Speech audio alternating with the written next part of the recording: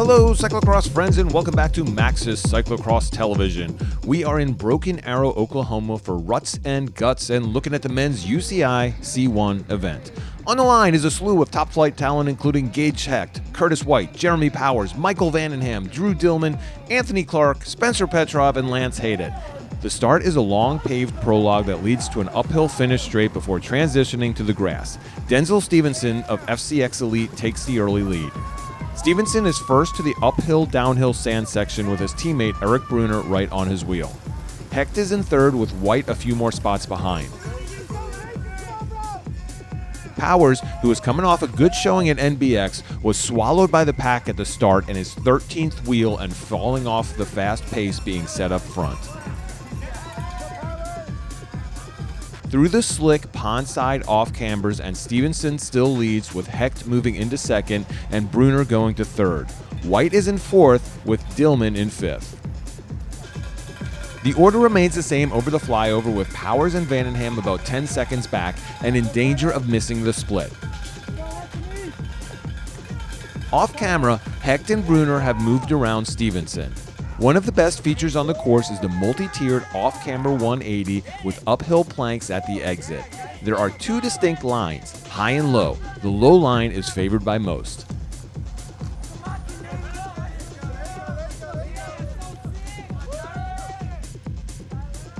Hecht leads Bruner over the ravine. On the rider's left is a smoother line. You can hear Curtis White opt for the less smooth line to the right. The next key feature are the log steps. Hecht and Bruner ride them. White opts to run. Although White is able to make up ground off the bike, the gains are fleeting as he loses time when the leading pair accelerate away while he is remounting. White is able to catch back onto Hecht and Bruner. Behind, Dillman also makes contact but doesn't stop. He blasts by the group on the finishing straight and takes over at the front.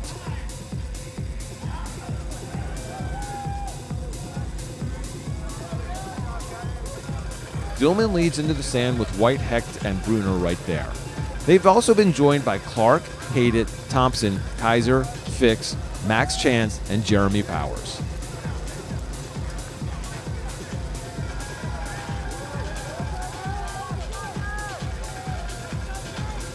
Dillman continues to lead through the pond-side twists and turns and the gradual climb back to pit 2. White, Hecht, Bruner, and Clark are closest chasers.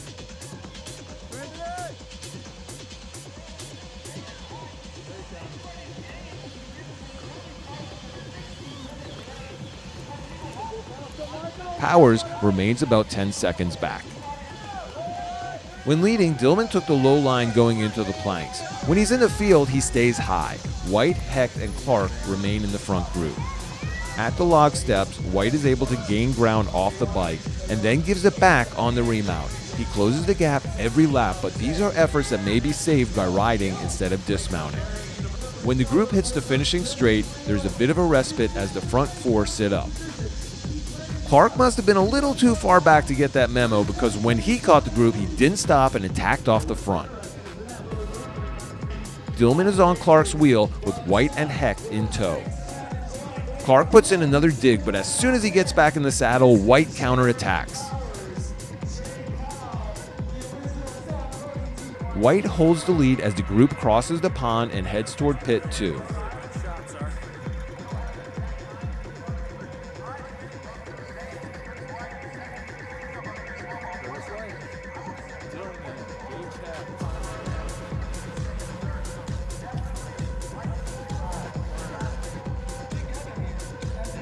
White stays on the front at the flyover.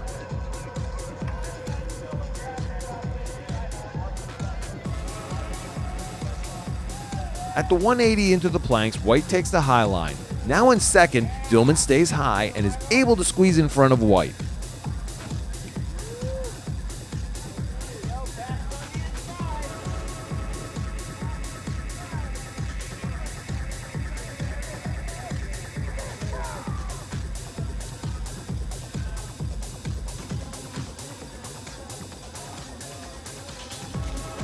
In the next group, Kaiser, Vandenham, and Powers continue to try to close the gap.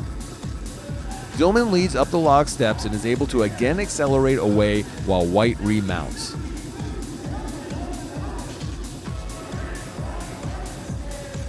At the sand, the order remains the same, with Dillman leading and White, Hecht, and Clark behind.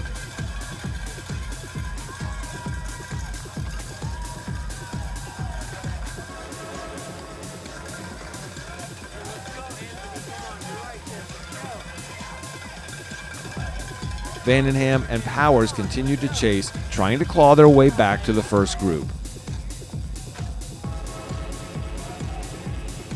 Dillman still leads over the flyover, but as the group enters the woods, Hecht starts to pull up alongside.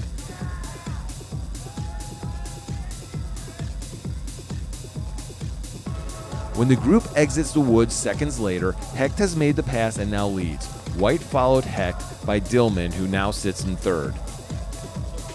At the 180 off-camber to planks feature, Hecht and White go low, and Dillman tries his high-line magic once again, but he's unable to gain any ground and stays third wheel. Clark remains in fourth, and as we keep the camera on the planks, we can see Powers has worked his way from over 10 seconds back to just off the lead group and in fourth place.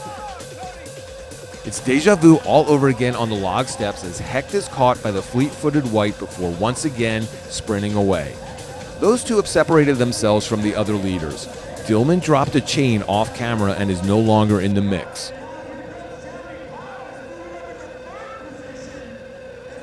Clark is now with Powers chasing the front runners. On the finishing stretch, with 6 laps to go, Hecht has accelerated away from White, who is now alone in second. Powers has gone ahead of Clark and is closing the gap to second place.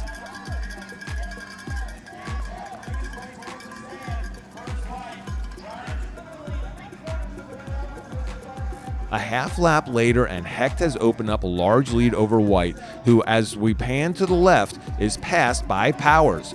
Jeremy Powers has come from deep in the pack, more than 15 seconds down to second place in 2 laps. And it's not like the group at the front was on cruise control. And once there, he's not taking a break, but continuing to push the pace. As Hecht makes his way over the bridge, Powers leads White and Clark in the 3-man chasing group. Vandenham leads the third group with Kaiser, Hayden, Fix, and a returning Dillman.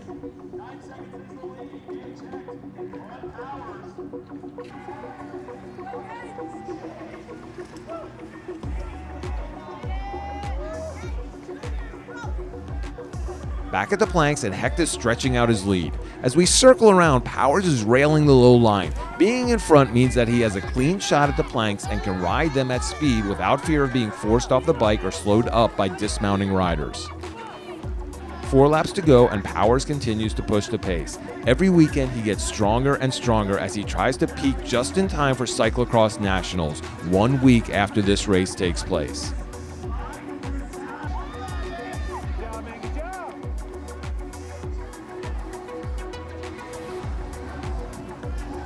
With Hecht well out in front, the race action continues to take place in the chase group where Powers continues to drive the charge. The section of switchbacks after the bridge is deceptively difficult. The section is a constant uphill grind that is made harder by having to accelerate out of every tight turn. Powers, White, and Clark are still together. In the third group, Dillman has moved to the front and leads Vandenham, Kaiser, and Fix.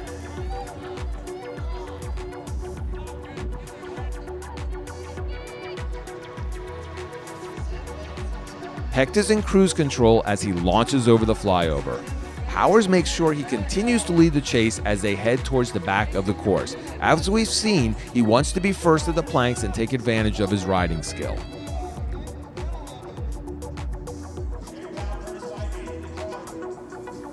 Back at the logs, and Hecht has them dialed as he is at the top effortlessly. In the second group, as Powers rides the logs, we get a good look at how fast White is off the bike as he flies up the steps.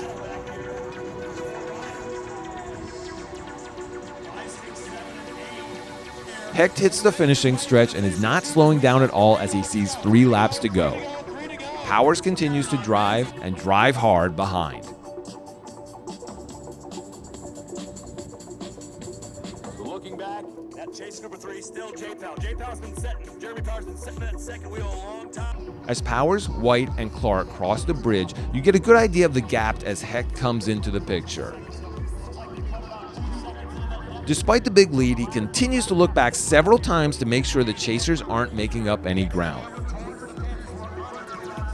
On the approach to the flyover, Powers once again makes sure he keeps the lead spot. Positioning on the back of the track remains key. At the planks, Powers again is able to speed through the section and dictate the pace.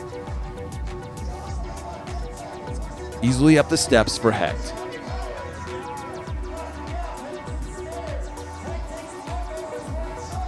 In the chasing group, the technique does not change lap to lap. Consistent, efficient, and fast. Powers continues to get a good gap on White right after the steps. With that feature so close to the finish, it could be the move on the final lap that solidifies second place. 2 laps to go and Gage continues to sprint through the finish. He is not letting off the gas one bit. Behind, Powers and White have dropped Clark and are now eyeing each other. As soon as Powers turns his head to look up the road, White gets out of the saddle and attacks. White keeps digging as the pair goes by pit 2 as Clark tries to reattach himself to the train.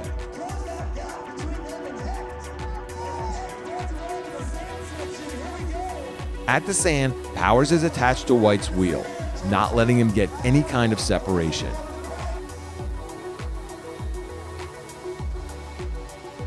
Over the bridge, and White is still out front.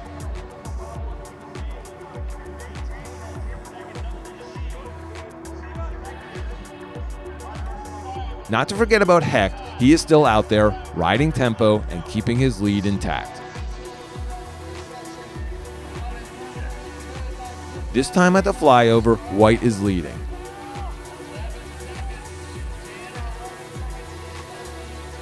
Hecht is at the planks and we get another good look at the fast low line. Watch how he unclips early, dabs, and then dismounts.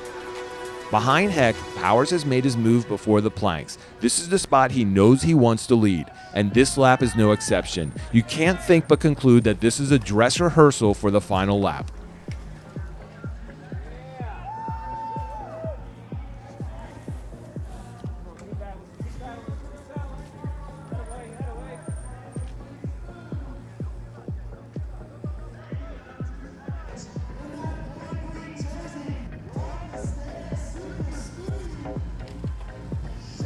It's status quo at the log steps as Powers exits the feature and is able to get a bit of a gap over White.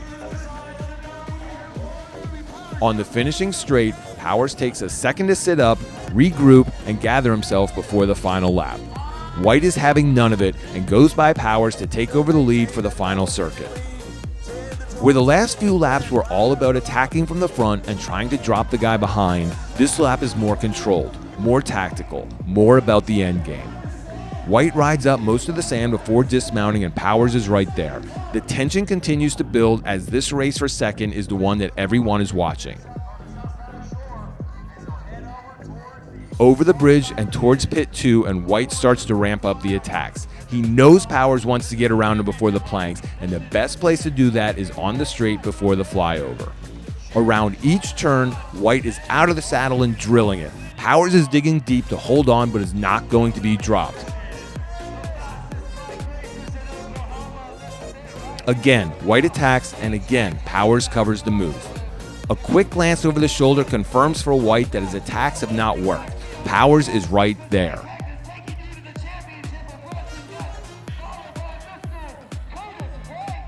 And as if on cue, at the flyover, it's Powers who is able to muster up one more power surge and get around White as they make their way up the ramp. Doing what he needed to do, Powers is in the driver's seat at the planks. No longer the dress rehearsal, this is the one that counts. Up and over the planks, and Powers is able to get a little bit of separation, but White is able to close it down and is right on the wheel as the pair heads toward the finish.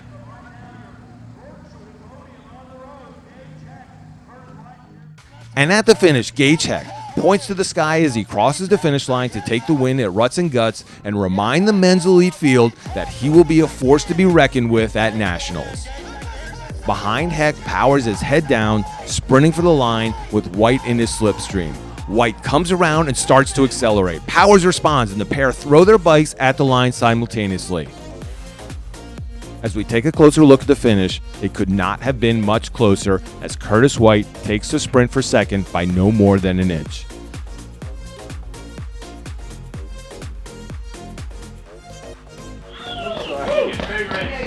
Good job, man. It seems like each week as we get towards nationals, you're getting stronger and stronger. Is it kind of building up the way you're hoping for? Yeah, it's coming together well. We made this decision to race the elite men, so I really wanted to get a good look at kind of my competition out there. I know Curtis is going to be a big one with him winning Pan Ams this year, and J-Pal being up there as well. Drew Dillman's been racing well, so it was a good day to kind of get a look at how they're riding. And I took the first half of the race to make sure I was really observing that and trying to figure out if they had any weaknesses throughout the day or anything I can use in nationals. And then I wanted to make sure I just put it all in today and see if I could get a gap and kind of get ready for nationals and put the power in to hopefully keep up with Hyde out there. He's been having a good season, so that's the goal now, is just keeping the power and keeping the speed up. Once you get that lead, once you're up 10, 12 seconds, and this is not disrespecting any of these other guys. I mean, obviously, I saw you're looking around a lot to check out where they are to make sure that you still have your gap. But once you feel comfortable, what's the goal then? I mean, are you working on other stuff, or is it just finish the hour?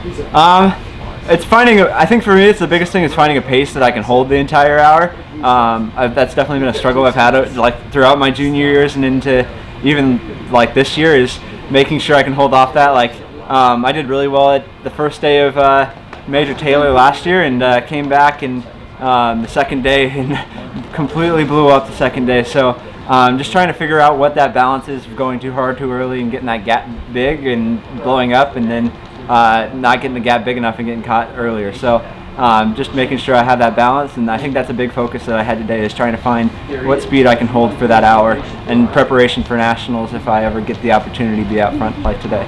So big year for your whole team, this Alpha Group Subaru team. I mean, really making some big strides. Brandon's doing great. Katie's having a good year. You're obviously going to race nationals.